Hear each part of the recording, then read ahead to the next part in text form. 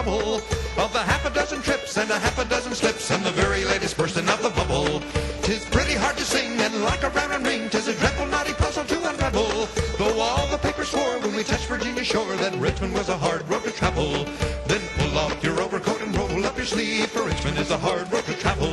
Then pull off your overcoat and roll up your sleeve, for Richmond is a hard road to travel, I believe. Okay, Bama Dave with you here. I got out yesterday and did some relic hunting, found a few things, but I also spotted a construction site at a nearby park that's been there for a long time. I didn't have a chance to check it out, but one of my partners, I told him about it.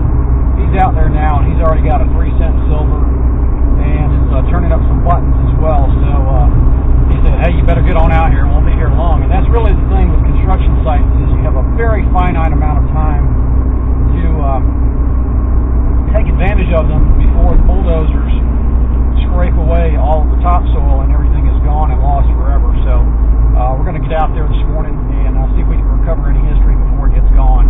So hopefully we'll come back to you when we find something. So stick with us and thanks for watching. Well, hey. Alright, so we're out on this construction site now, and you can see there's pottery all over the ground. Mark over here has already got some coins and stuff and some buttons, so we're going to get to it and see what we can find. But yeah, there's stuff laying all over, so hopefully we'll get into it real quick, and we'll come back to you. This little brass buckle. So we're going to take that and keep going, see if we can find out some coins or something. So we'll come back to you and find something else. Okay, well, my first good target out of here is that little round ball right there. It looks like it's about almost a 44 caliber. So it's not much, but hey, it's a start. There's some stuff in here, so we just got to look for it. So come back to you and find something else.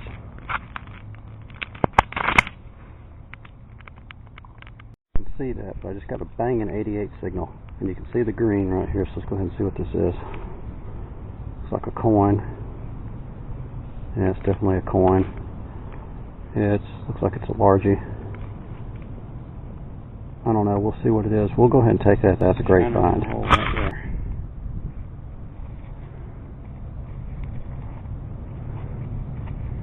It's seated. I can tell that. So it looks like a half dime. I'm not going to clean it here. I'm just going to put it in the pouch and take it back. But hey,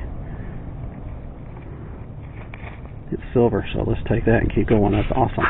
2 coins in like 3 minutes. So keep going. We'll come back to you in a minute. Along this construction site, you can see it's pretty far along, but all this, as you walk, there's lots of pottery here, so they've just kind of scraped the topsoil off, and we're in the zone where all the habitation was. And both of these coins I found, I think all the ones that Mark's found have been like literally right on the surface almost, so stuff is just scattered in here. And we're trying to keep a low profile because we're very close to a lot of people today. I would like to find a button. I haven't found a button yet, but we're looking, so I've got something here. Let's see what it is. Probably just a little piece of junk. A little piece of lead, I think.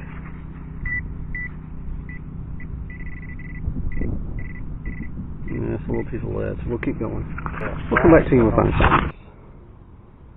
So that's good. This place was shelled, so we know that there's possibility of some frags in here. So here's a shell, and you can see where the fuse went. That's a big frag. That's pretty nice. We'll take that and keep going. Second big frag out of here. You can see how big that joker is.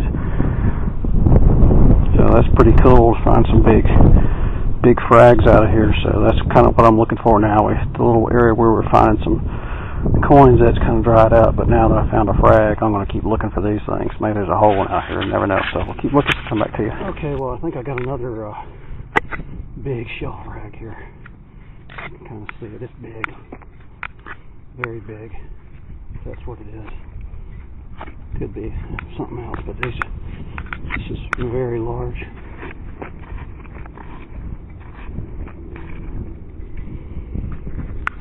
I got roundness in the hole.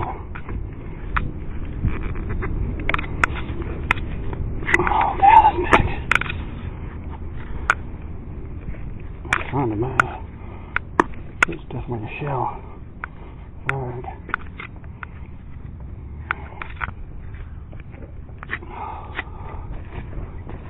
I'm not sure if this is a shell frag or not. It's rounded. It's got a big round place in the center of it, like, I don't know, maybe it's for a bursting shard or something. There's definitely some black in there. I'm not sure what that is, but it's heavy, good Lord. I think it's big. I'm not sure what it is. I'm going to leave it here for a little while and I'll come back. Mark just found a bullet over there, so we're going to head over that way and see if there's some bullets. So we'll come back to you. A cleaning kit for a pistol. So that's pretty nice little find. You know the other thing you found? That's part of a gun cleaning kit. So you said, hey, do you know what this is? Well, that's what it is. My end of the hunt wrap up. Mark, I think, is going back out there. But some of my finds, I got a big washer. This may be top to, I see a couple holes, maybe part of a powder flask. A large cent, don't know the date yet. Got a Seated Liberty half dime, a little gun, part of a gun cleaning tool, probably for a pistol. A little round ball and a buckle. And Mark's got a 1848 large cent and a 1854 half dime. It's got a nice little button there and a 3-cent silver. He's got another button, and I think this is probably the find. This looks like it's a stamp of some sort with a crest on it. We're going to have to check that out. I've never seen anything like that. That looks really good, Mark. You said you had 2 of these? Yeah. Shoot. Man, that thing is nice. Where's the other one at? I don't know. It's in here somewhere. And I think I got three shell frags, I think. And this one may or may not be, I don't know, but it's big and heavy, so I'm bringing them home and we'll see what they are later. But that thing is neat. Like I said, I just dry brushed that. That's a really neat thing. I wonder if that's colonial, man. I don't know. I think it's some sort of wax seal or something. Maybe related to a church. Maybe, I don't know, man. But I'm going to take a picture of that and see if anybody knows what it is. I'll try to find out for you. But that's a good little hunt there. For this, man, I wish we'd got in here right when they cleaned it up. I know it. Still, it's not a bad day there, Mark. No, it's not. I was trying to find my bullet that I found. Oh yeah, he's got a little pistol bullet, looks like a 44 Colt. Nice little find. And then he's got some big pieces of flashing here. Looks like, or something there. So that's some big pieces of copper. There's still some stuff in there, but sight's pretty far along. But yeah, it's a good day, good little wrap up for a short little hunt. So thanks for watching. Here, I figured I'd do a wrap up of my last hunt. We were hunting a construction site. Me and one of the guys that I do some relic hunting with, we saw some construction and thought we'd go out and check it out. And we were actually turned out to be one of our better hunts. This site, construction sites, as you know, you have a very finite amount of time that you can get in there and recover anything before it's all moved and disturbed and gone. And we were lucky enough to get in there and find some neat things, period items, before the construction got too far along. So starting here on the bottom row, we found some whatnots, some things from the late 1800s, all kinds of little doodads, brass whatnots. And then we also found some there's a lot of period pottery and glass littering the site. We figured it was an old house site. You actually see where the original chimney or the fireplace had been in the house there, because there was brick strewn and a baked area, and then there was porcelain and glass all over the site. But we were able to cover not only some civilian items but also some period Civil War items. We both were able to recover large cents. So this one's a pretty ratty shape. It's 1848 large cent, and we also both recovered silver coins. So I got this 1854 half dime. I think it's 1854 or 1858. I can't read it here, but it's a nice little half dime in good shape. And I also recovered some period Civil War finds. This is part of the, I believe, the part of the spout to a powder flask.